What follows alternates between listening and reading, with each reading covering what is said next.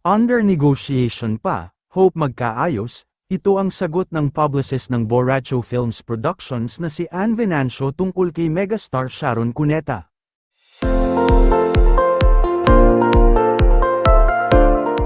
Natanong kasi siya kung ano ang update sa kahilingan ni Senador Robin Padilla na ang gusto niyang gaganap na Mrs. Jane Umali, ang wife ni dating Senador Gringo Honasan ay si Sharon.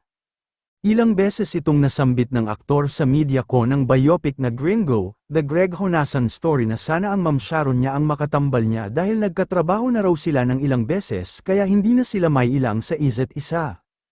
At kaya rin naman gusto ito ng senador ay dahil may basbas ang asawang si Mariel Rodriguez Padilla na sa lahat ng nakarelasyon ni Robin ay kay Sharon lang ito hindi nagselos at sinabi din ni Mariel na kinikilig siya sa tambalang Binoy at Shawi. Kaya naman ang lakas ng loob ni Robin na sana magkaroon ng kissing scene sa kanila ni Mega dahil kailangan naman daw yun bilang mag-asawa sila sa pelikula. Ang kaso, wala siyang nabasang kissing scene sa script kaya't nalungkot siya at hihilingin daw niya sa mga direktor niyang sina Lester Dimaranan at Abdel Langit na lagyan kahit isa lang. Naniniwala kasi si Robin, malaking factor yun na meron para makahatak ng manunood at kiligin din ng fans. May point din naman siya dahil nandyan pa ang loyal supporters ni na Robin at Sharon na nagsimula pa sa maging Sino Ka Man movie. Bago pa ang MediaCon ay natanong si Mariel kung may partisipasyon siya sa Gringo movie o siya ang gaganap na asawa tutal ilang eksena lang yun. Wala akong partisipasyon, wala na akong acting skills, sagot niya.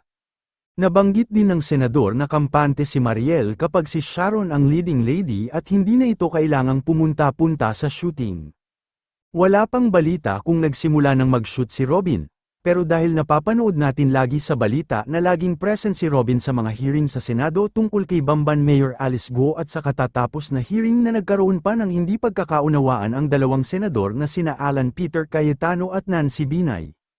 Samantala, sa mga nagtatanong kung kailan ipapalabas ang movie ni Robin, malamang this year. Plano kasing isali ni Attorney Ferdinand Topacio ang Gringo, The Greg Honasan Story sa 2024 Metro Manila Film Festival dahil naniniwala siyang patok ito, lalo na sa mga nakamiss kay Robin na mag-action.